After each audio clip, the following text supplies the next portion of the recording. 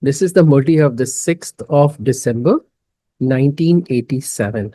And the title is The Basis of Success is to Have an Elevated Attitude. The basis of success is to have an elevated attitude.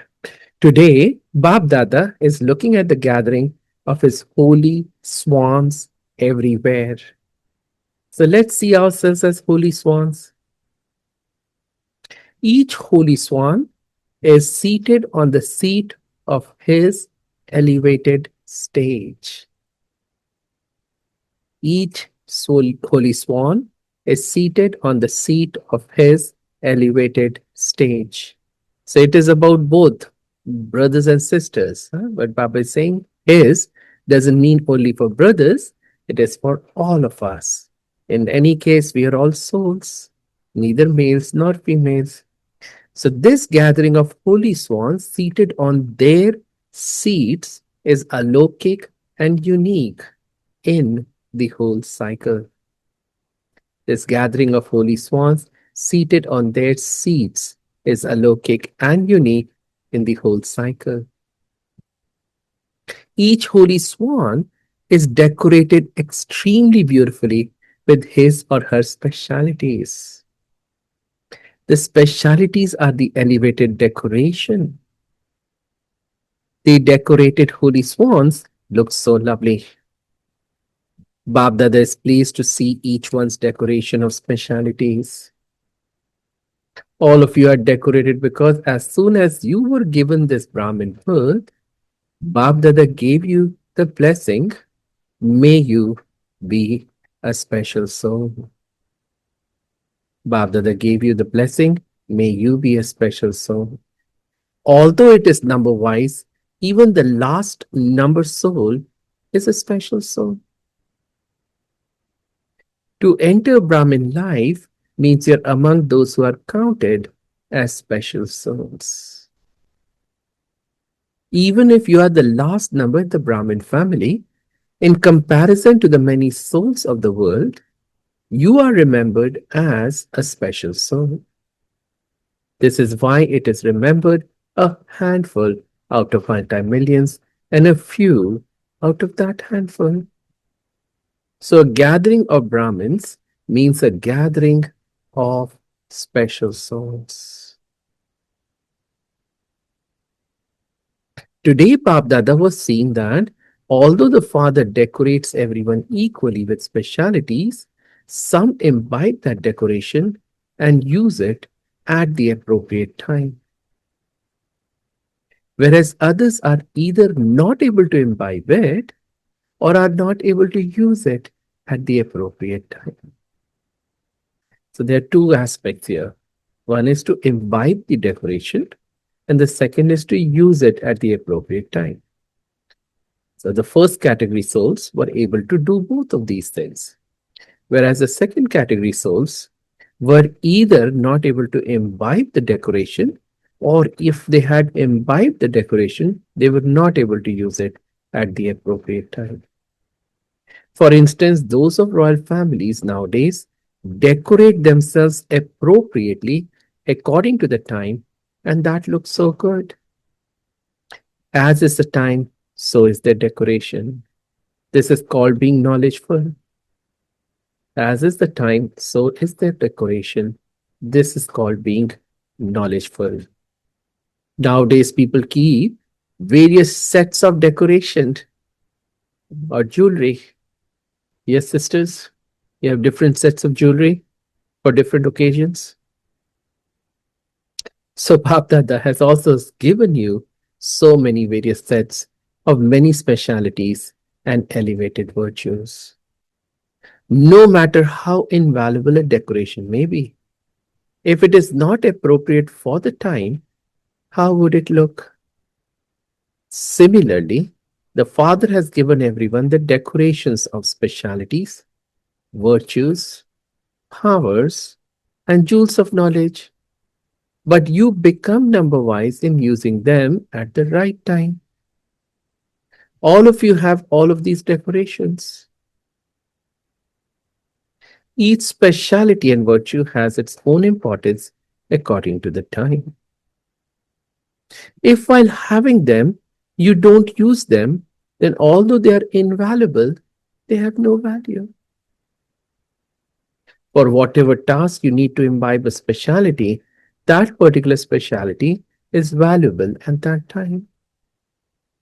For instance, swans discriminate between souls and jewels. They separate out the jewels and only imbibe those. They put aside the stones and imbibe the jewels and pearls. Such holy swans means those who choose the specialities and virtues appropriate for the time and use them at that time. This is known as being a holy swan that has the power to discern and the power to decide. We have talked about this so many times that Raj Yoga is truly Buddhi Yoga. Buddhi. Buddha is one who has an enlightened intellect, and Buddhu is one who has a foolish intellect, senseless intellect. So Baba is making us sensible. That's what Baba said in today's Murli, right? Those of you who remember the Sakar Murli from the morning. So we have to be ones who have the power to discern and the power to decide. But where is this, or where are these powers lying? Not in the mind, really. They are lying in the intellect, the buddhi. So the two powers of discerning and deciding are the two powers that take you to the front. When to do what? When you have imbibed both of these powers, you can carry out a task at the right time with that speciality. So each of you holy swans has to check both of these powers. Does either of these powers deceive you at any time? If you discern or decide after the time, in parenthesis it is written, when it is needed to be done. So after the time when it is needed to be done, that time has already passed. Both of these powers always work appropriately for the time for those who are number one holy swans. If these powers work after the time has passed, you become part of the second number. If we are able to use these powers at the time when they are needed, then we become number one. But if we use the powers after the time has passed, then we become second number. But then what would be the quality of the third number? What would be the characteristic of the third number? What do you think? So you understood? The first number souls are those who are able to use these powers. And which are those powers? The power to discern and the power to decide. So they're able to use these powers at the time when they're needed.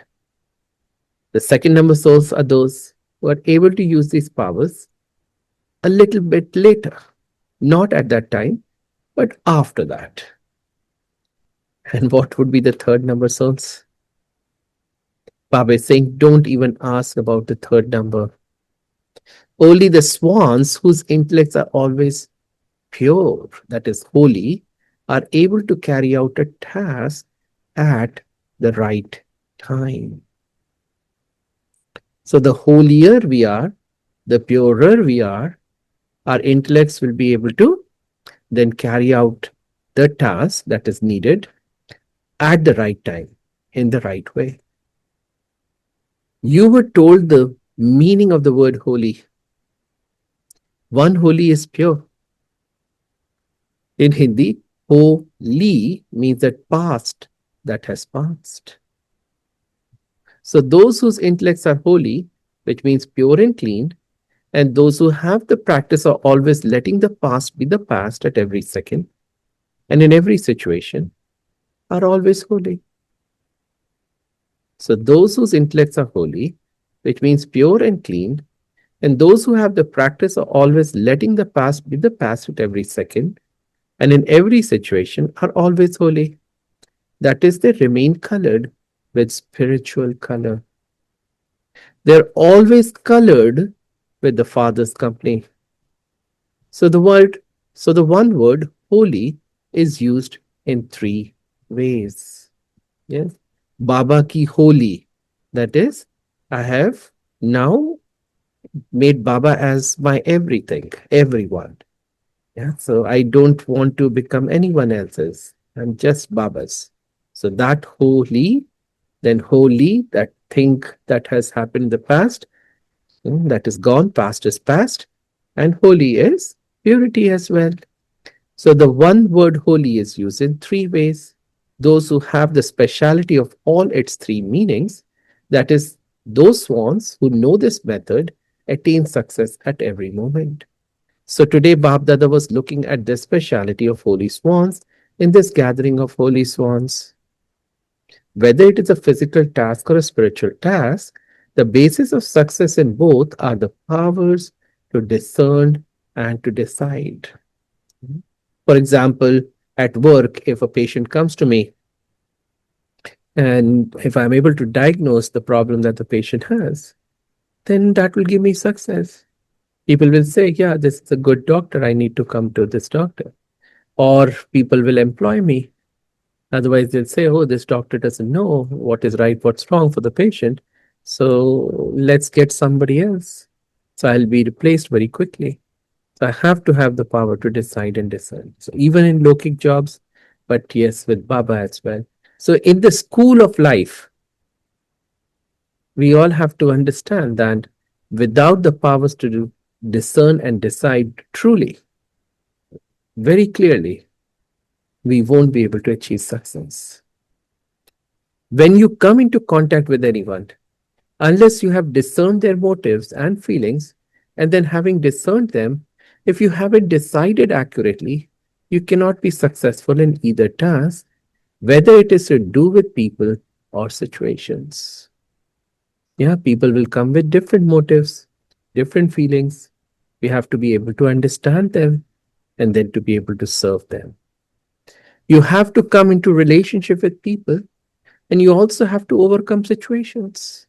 Yes. We are connected to so many people at the center. So many people come. So just like we would have doctor-patient relationship, it is not like the doctor and the patient are getting married or anything like that. It is the patient now has a relationship with the doctor, a professional relationship that the patient is coming. Now doctor is obliged to take care of the patient. Yeah. When you go to, let's say, grocery store, what happens? There a relationship gets created between you and, let's say, Walmart, the corporation. Or if you go to a small shop, let's say ice cream shop, so then it's a relationship between the customer and the seller, the entrepreneur. Yeah, so here too, between students, we interact with each other, between the teachers and the students, between teachers, between Baba and the teachers, between Baba and the students. There's always relationship that's getting created. So in those relationships, we have to have the ability to understand what the other soul wants or what that relationship needs, and to be able to serve that relationship appropriately. So you have to come into relationship with people and you also have to overcome situations. Both of these things have to be faced in life. So a number one holy swan means one who is full of both specialities.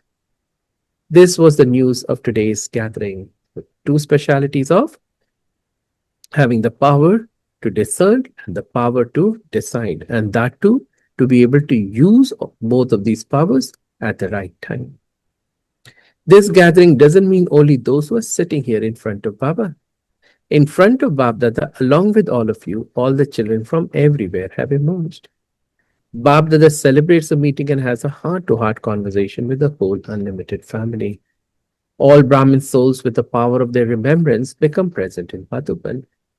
Bab Dada was particularly seeing how clear every child's line of method and line of success are. How the method has been applied from the beginning until now.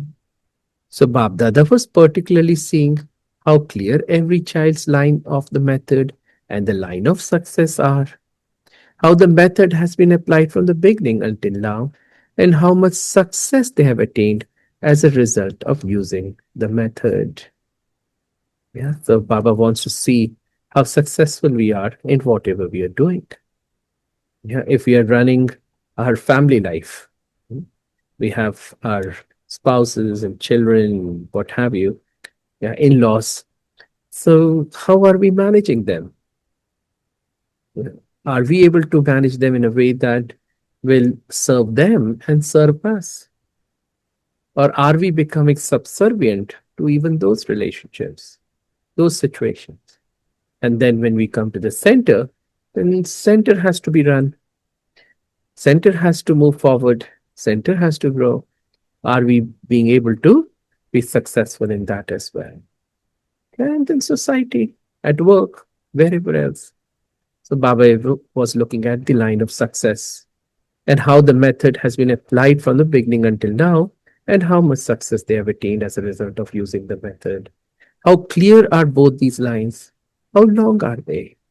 That is how much they have accumulated in their accounts in an accurate way through using the method and having success.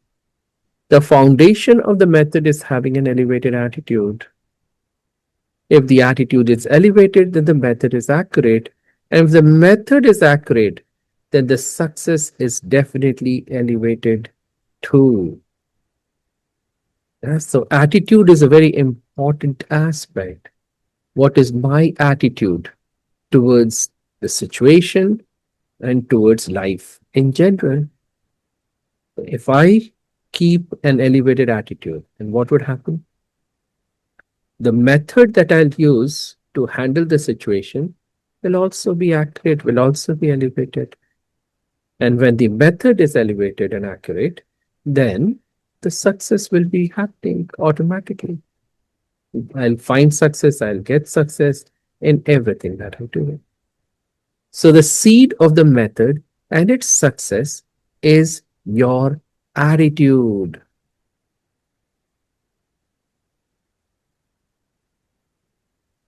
Always have an elevated soul conscious attitude of brotherhood.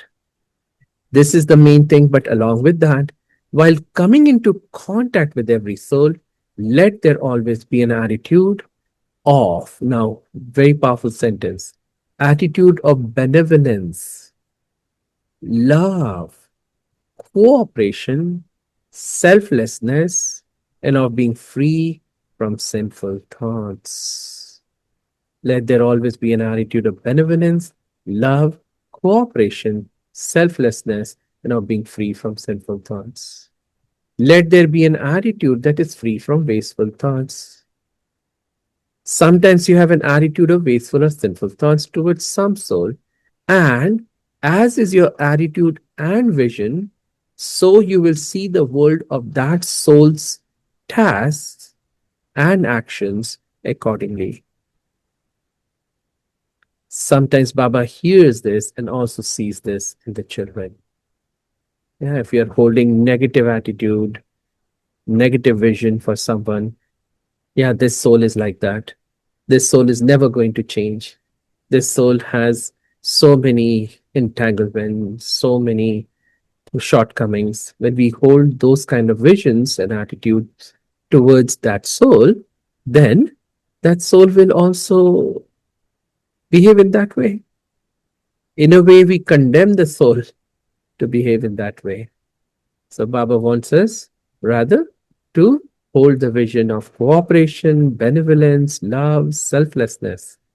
Yes, for every soul that we encounter. So sometimes Baba hears this and also sees this in the children. Because of this attitude, you also speak about it. Yeah? See, that person is like this. See, that person is like that. No matter how good a task that person may perform, because you have an attitude of wastefulness, the words that emerge for that soul are always like this. This one is always like that. He's always like that. So, this type of attitude will make you experience that soul's world that is field of activity to be likewise. In this world, all of you give the example of spectacles. Whatever colored glasses you wear, that is the color you will see everything to be. There is a way of saying in English in the West, to say seeing everything from rose colored glasses. Yeah, so everything will look rosy, everything will look beautiful.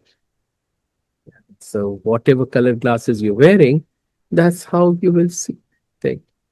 Similarly, whatever your attitude is, so look at the attitude as a lens through which you are looking at the world. Similarly, whatever your attitude is, that attitude changes your vision. And your vision then changes the world.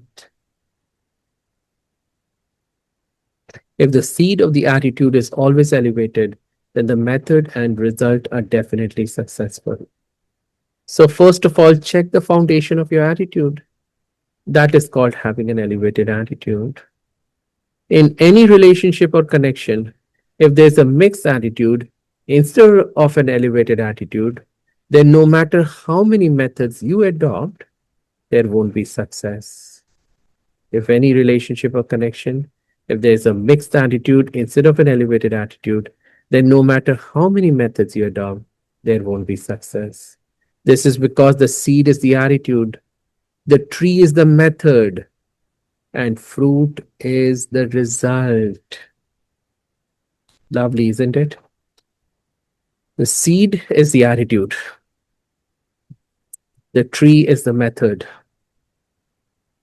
and the fruit is the result. See?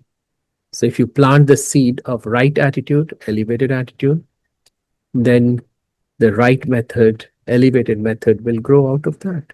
That will be the tree. And then the fruit will be likewise. That will be the final result. If the seed is weak, then no matter how expansive, that is widespread the tree is, it won't have the fruit of success. Bap and Dada were having a special heart-to-heart conversation about this attitude and method of the children. For self-progress and for success in service, Bap and Dada were sharing an entertaining slogan in their heart-to-heart conversation. All of you also use this slogan with one another. You remember the slogan, you first in every task, do you know? One is you first and the other is I first. Both slogans, you first and I first, are essential.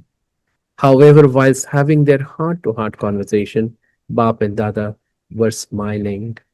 Where it should be I first, you make it you first. And where you should say you first, you make it I first. You change it around.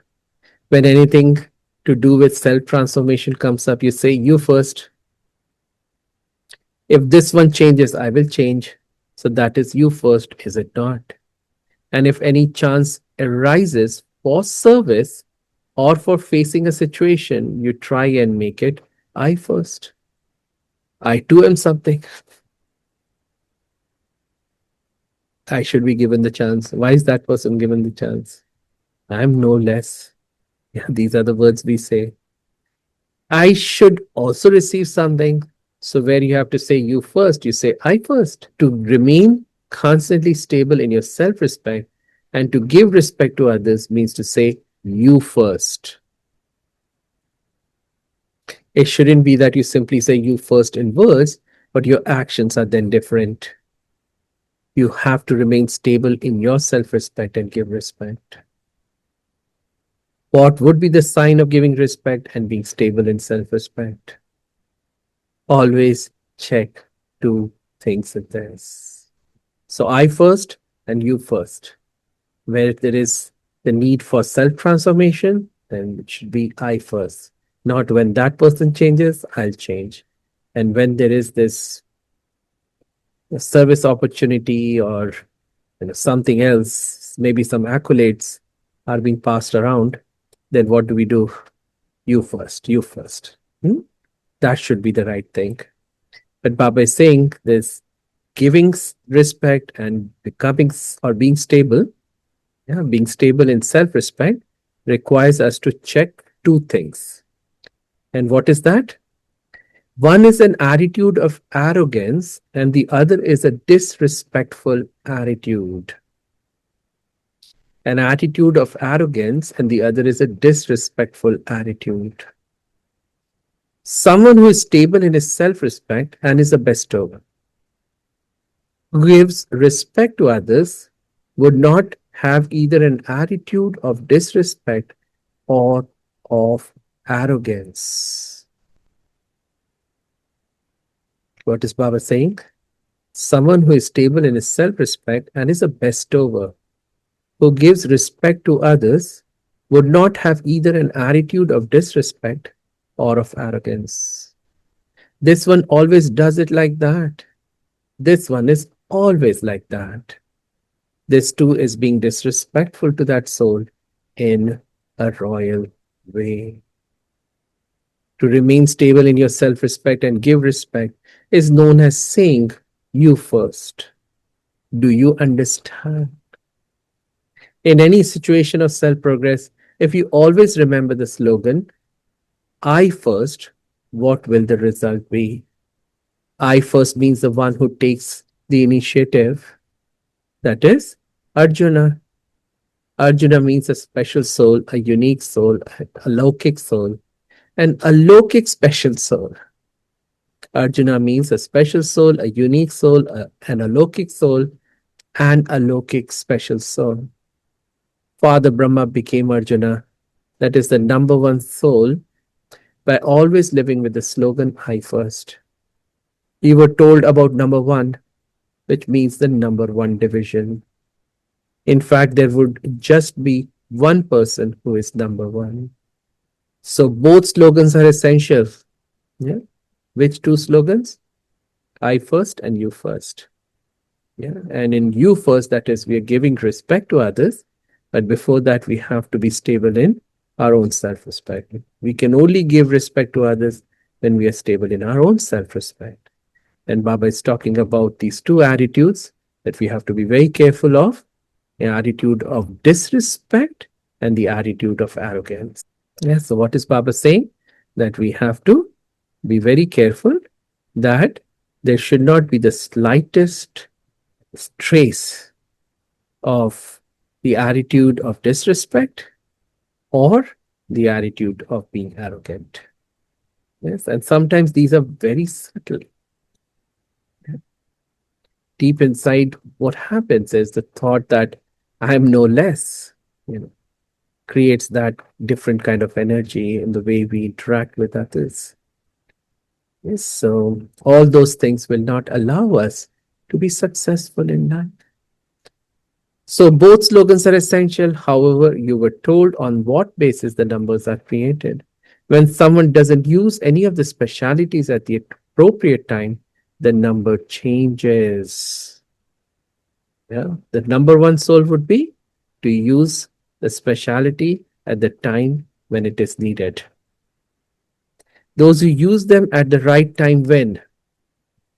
That is, they become number one. So check this, because this year Baba is telling you things about checking the self. Your Baba has told you many different things, has he not? So today check these things. Am I saying you instead of I, and I instead of you? This is known as the accurate method. When you use the accurate method, there is definitely success.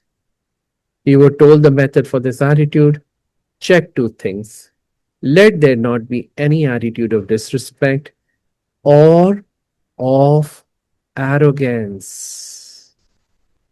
Check two things. Let there not be any attitude of disrespect or of arrogance. Where both of these are missing, you will receive respect. Yes, Baba oftentimes says this.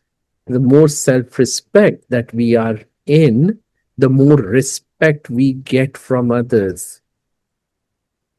And oftentimes it is difficult to connect the dots here. But there is an intermediate step, and that is we give respect to others. So when we are in self respect, stable in self respect, then we are able to give respect to others. There's no trace of any disrespect or arrogance in our interaction with others. And then what would happen? We will also get the respect that we deserve. Would you like to get respect? Do you want respect?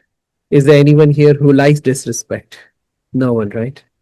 If there are two pathways in front of you, one full of respect and the other full of disrespect, which one would you take? Simple question. Who doesn't like respect? The soul gets healed with respect.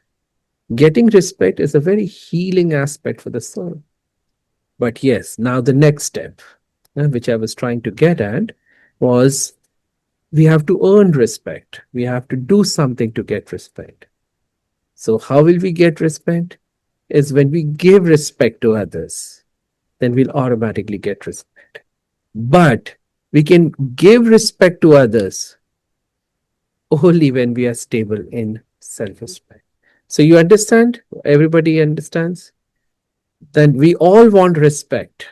Yeah. So, think about it for a moment. Who doesn't want respect? Respect is extremely healing for the soul. But we can get respect only when we do something. And what do we need to do? Baba is telling us. When you give respect to others, and there is no trace, not an iota of any disrespect or arrogance in the way you behave with others, then you will get lot of respect. But you can give respect to others, and there won't be even a drop of disrespect or arrogance in your attitude only when you are stable in your own self respect. In the past, I've asked this question: who doesn't want recognition? Who doesn't want praise? And I know that immediately everyone will say, no, no, no, no, I don't want praise. I don't want anything. But you understand, think of it for a moment. When someone praises you genuinely, doesn't it feel good? It's very empowering, not just healing, empowering, encouraging for the soul to move forward even more. But then how will I get praise if I want praise? Let's say, yeah, each one of us wants praise, right? Now this is clear. Everybody understands it. Genuine praise. Who doesn't? Now, if we want praise, then we'll have to do something. So what do we have to do? If you want praise, what do you have to do? So you understand what I'm getting at. It's good to want praise. It's good to want respect. But how to get that praise? How to get that respect? Yeah? So if you want praise, praise is respect. Respect, praise, both are same. So how would you get praise? How would you get respect? When you do something bigger than yourself. Yeah? So you see, let's say I am sitting at home right now on the couch watching, let's say, cricket match, munching popcorn. I do that day in and day out, every day. Yeah, I do a little bit of work, then run and do silly things, friends, family, this, that, nothing big. Yeah. Will you have respect for me? Yes or no? Of course, you'll have respect for me as a soul, that I'm also a human being on this planet. So, yeah, sure. Shwetank Agarwal is a soul. But if I just live my life pretty much like an animal, eat, drink, and be merry, that's it, then will you have respect for me? I have to do something. So, first, we have to understand what the soul truly needs. The soul truly needs respect, praise, that is the true healing energy for the soul. But for that, the soul needs to do something so big that it'll get all that praise. Yes, eventually we have to rise beyond respect or the need for respect and praise. And that will happen only when We have received enough respect and praise. You understand? So that's why we have to put in all the effort that is needed right now. We have to do all the right things. We have to cross all the T's and dot all the I's for us to get that success. Yeah? So, where both of these are missing, you'll receive respect.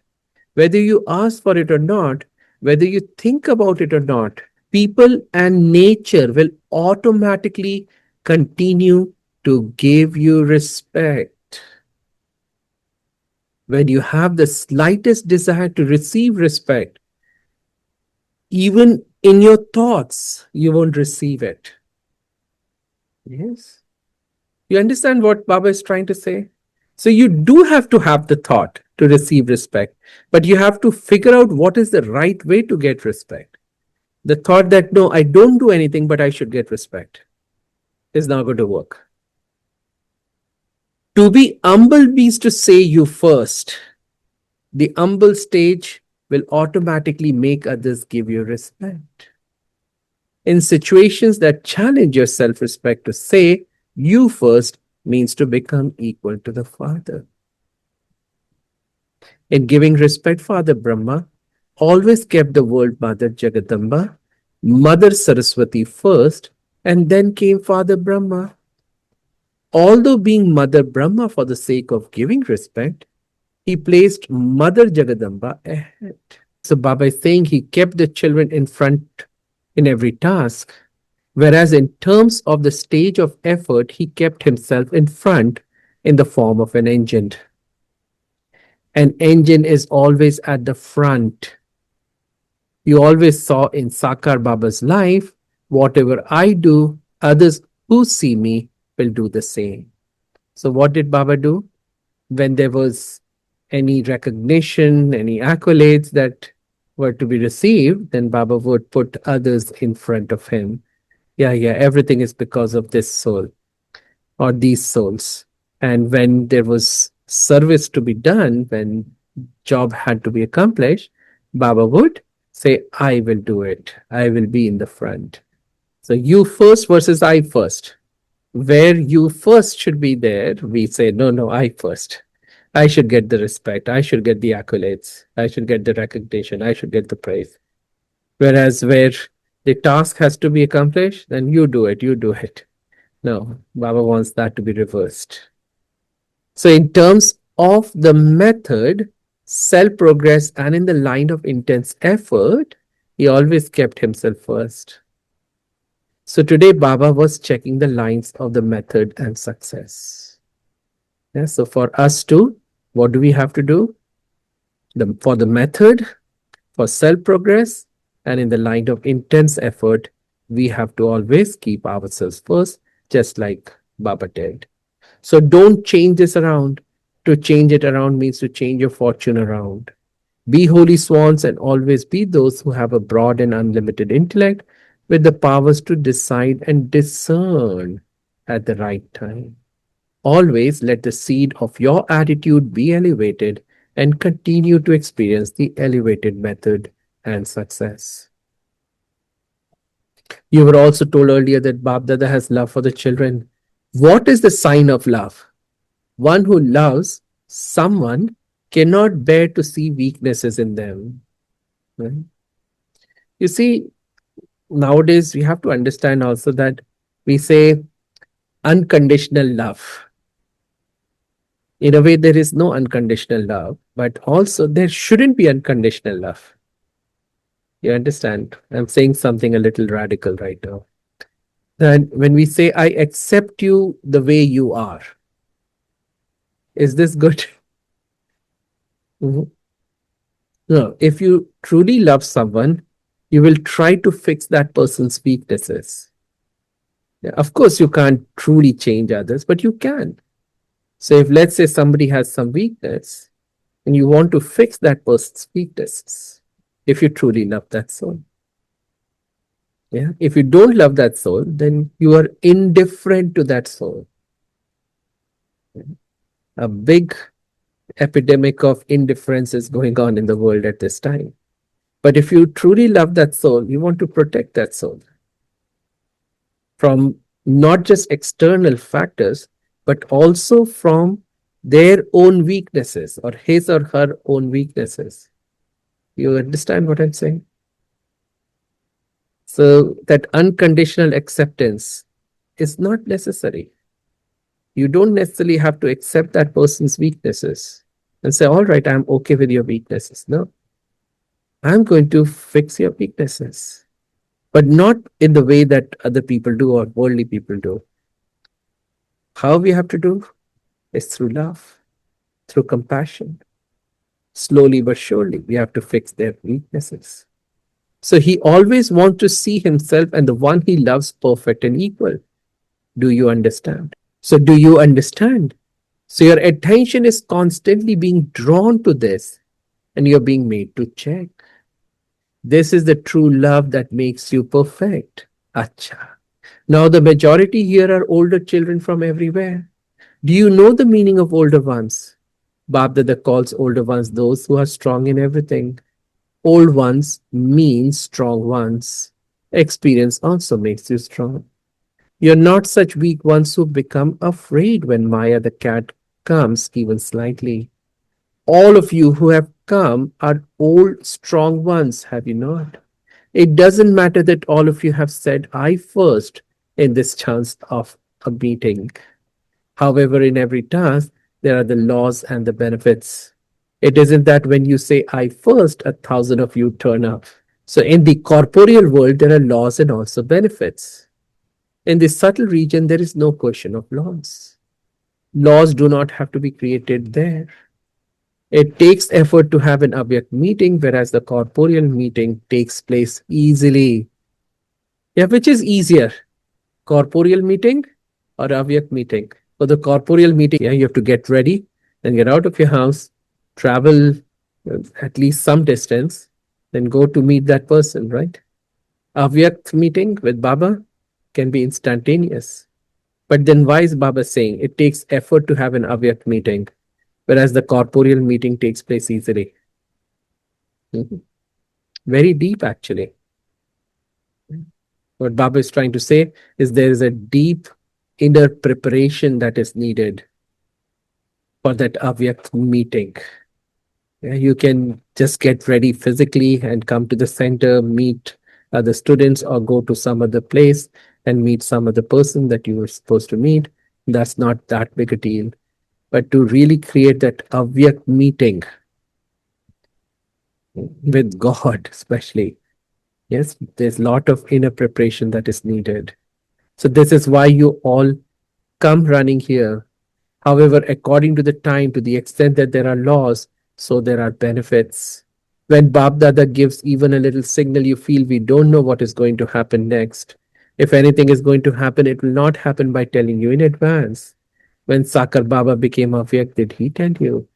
Anything that happens suddenly is alokik and lovely. This is why Bab Dada says, remain constantly ever ready. Whatever happens will be the best of all. Do you understand?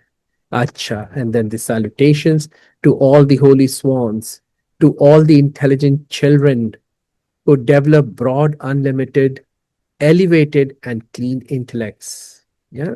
When you have clean intellects, unlimited, elevated, broad, clean intellects, then we will be able to discern well. We'll be able to decide well. So, to all the Shaktis, to all the children who are Jnani and Yogi souls, who use all their specialities at the right time, to all the perfect children who always have the zeal and enthusiasm to become complete and perfect like the Father, Babdada's love, remembrance, and namaste.